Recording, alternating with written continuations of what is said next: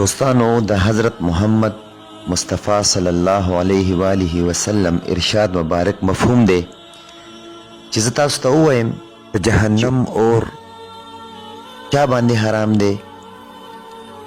د جهنم اور په هغه چا حرام دی چې الله او د الله بندیانو ته قریب وي، نږدې وي، یعنی د الله بندیانو سره نرم سلوک کوي، نرمی کوي او د الله د بندیانو دپاره سهولتونه پیدا کوي.